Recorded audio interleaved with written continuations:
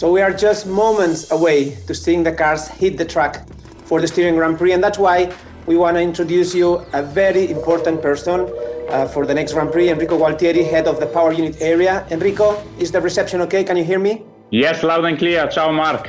Ciao, Enrico. So it's going to be the first of the double header for the Styrian Grand Prix in Austria, in Spielberg circuit. Can you talk us about that, the characteristics of that very unique track? Yes, it's a really unique track. It's a very short track. It's a mix of slow speed corners, the first three, and then immediately after a medium to high speed corners. So track engineers will certainly have to work in order to find the proper compromise between low speed entry stability and then immediately after high speed for the rest of the balance of the car. It will be also interesting because there will be a different tire allocation between the two different Grand Prix, so it will be a good point to be monitored. At the end, in terms of sensitivities, I would say that the power unit power sensitivity is on the average of the overall circuit. While in terms of overtaking, it's usually easy to have overtaking maneuvers, specifically approaching turn 3 and the following straight into turn 4 is where usually the action happens. And you touch power unit, of course that's the area you have most knowledge. 80% of the lap, it's on full throttle. Do you prepare something specific? Do you prepare the power unit in a specific way for the Styrian Grand Prix?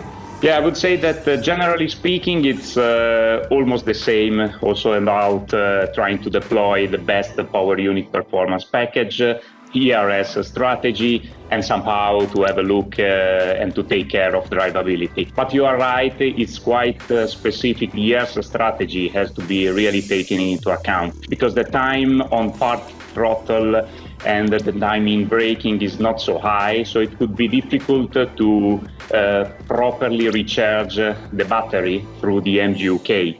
So specifically, the ERS engineer will have to work since Friday practice session in order to optimize the overall package and to make sure that everything is optimized. And finally, also the track, we would say it's located in an altitude. Does this affect also the cooling of the engine, the brakes, the tires, because of the air being not so dense? Yeah, absolutely. Yeah. Racing in altitude is a unique condition at the end. It's not only a matter of stabilized temperature, but also in the race condition, for example, managing the tow into the car in front could really be a critical point, especially in facilitating overtaking maneuver or in battle or fighting conditions. Altitude is also taking a role in the charge air preparation. So specifically the turbo conditions are really important here, and we are trying to optimize every kind of usage of the ICE and the turbo compressor in order to cope with the different parts of the track in the weekend. Thank you very much, Enrico, for your very good insight, and best of luck for Ferrari. Thank you. Ciao, Mark. Ferrari.